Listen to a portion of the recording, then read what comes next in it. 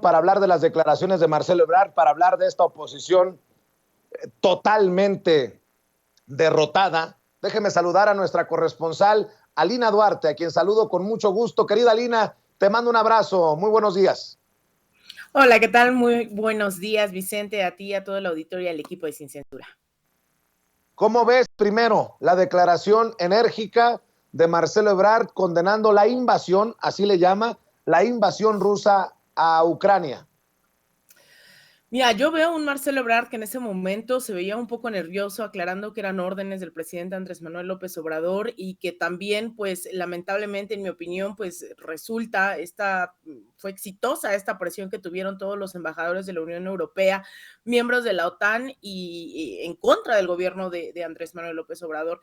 Ayer escuchábamos declaraciones de la embajada de Ucrania aquí en México, además, en toda violación de derecho internacional, exigiendo un rompimiento de relaciones con Rusia. Los únicos que tienen la potestad de decidir ese tipo de cosas es el gobierno mexicano, no es el gobierno ucraniano, no es la OTAN, no es Estados Unidos. Y eso es bien delicado porque también han sabido de la postura que ha tenido México durante toda esta administración. En algunos casos, nos guste o no, ha seguido la doctrina Estrada, ¿no? Estos principios de no intervención, no injerencia, autodeterminación de los pueblos, la solución pacífica de los conflictos, es decir, es algo que está establecido constitucionalmente en nuestro artículo 89, fracción 10. No es antojo del presidente, es algo que durante muchos años hubiésemos querido ver en la política exterior.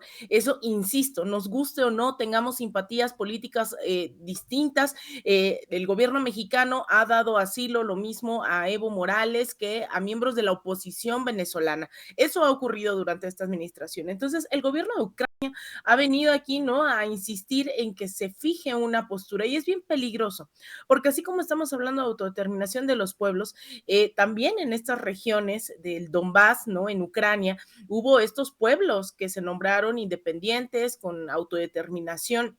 Y esta guerra, como nos quieren hacer creer en muchísimas ocasiones Estados Unidos, generalmente Estados Unidos y también a sus aliados de la OTAN, es que las guerras comienzan de un momento a otro y en este caso le empezó Vladimir Putin. Este conflicto lleva cerca ya de una década en esta región del Donbass, en donde además a mí me sorprendía, ¿no?, que vengan y nos digan es que se tienen que pronunciar y tienen que hacer tal o cual cosa, cuando en realidad ha habido una violación sistemática de derechos humanos por parte de los militares ucranianos en contra de esta población y han asesinado a cerca de 15,000 personas y se asumen soldados abiertamente neonazis, han portado banderas de Ucrania con la suástica, ¿no? Es decir, es un movimiento abiertamente fascista el del gobierno que hoy encabeza Vladimir Zelensky, que además, valga decir, ¿no?, como para llenarte de matices toda esta discusión, porque esto no es un partido de fútbol y no hay que elegir entre Estados Unidos y la OTAN y Vladimir Putin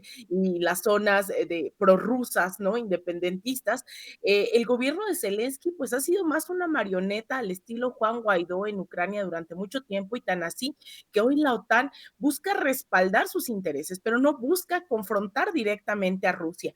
Quien sale beneficiado de todo esto, efectivamente, pues es no solamente, vaya, hay muchos factores de por medio, uno de ellos es Ucrania diciendo nos vamos a armar nuclearmente nuevamente, ¿no? Y obviamente eso desató alertas también en Rusia, pero también la industria militar armamentista, recordemos, estadounidense específicamente, vive también de hacer estas alarmas, se vaya o no a la guerra, la industria militar armamentista, todo este complejo militar, vive también de esta producción y también de esta especulación. Hoy hay un Consejo de Seguridad, para lo cual Marcelo Ebrard manda este mensaje que va a ser la postura que hoy debiera tener en ese Consejo de Seguridad Juan Ramón de la Fuente, nuestro embajador ante la ONU. Vamos a ver, además, México no está en un papel nada más porque sí, está encabezando el Consejo de Seguridad y yo lamento mucho que solamente se hable de una invasión rusa, porque pareciera que somos el New York Times y pareciera que esto benefició, ¿no? Definitivamente a un lado, inclinó la balanza hacia un lado, y no se está hablando también de eso que ha hecho la OTAN, de cómo han intentado, sí, geopolíticamente y específicamente con los acuerdos de Minsk, llegar a ciertos, vaya, acuerdos, ¿no? Para no desatar una guerra, pero tampoco se está hablando de ese rol que ha tenido Estados Unidos, de los intereses incluso que podría tener personalmente Joe Biden. Recordemos que si con algo lo atacaba Donald Trump en su momento a Biden como candidato, era todas las empresas y los negocios que tenía el hijo de Joe Biden en Ucrania. Recordarán hace unos años, ese era el debate. Entonces no estamos hablando de territorio neutral. Ojalá se ponga este acento, hoy lo dice el presidente Andrés Manuel López Obrador también en la mañanera, y creo que esa tendría que ser la postura y tendríamos que debatir más en ese sentido, que se tiene que hablar de la defensa de la soberanía nacional, de la autodeterminación de los pueblos y condenar enérgicamente una invasión, sea rusa, pero también sea estadounidense, sea de la OTAN, sea de China, sea de quien sea, porque aquí no hay malos y buenos, aquí hay un pueblo de por medio, que no estamos hablando de cualquier cosa. Cuando hablamos de guerras, estamos hablando de muerte, estamos hablando de personas, ya son cerca de 5 millones de personas que han salido de Ucrania desplazados, estamos hablando de horrores, no estamos hablando de un partido de fútbol, insisto. Y creo que, bueno, esta postura, principalmente lo que mandó ayer este mensaje Marcelo Ebrard, pues inclinaba la balanza hacia un lado. Hoy como que siento que la vuelve a emparejar el presidente López Obrador, pero vamos a estar muy atentos a lo que ocurra en el Consejo de Seguridad el día de hoy. Siguiendo de cerca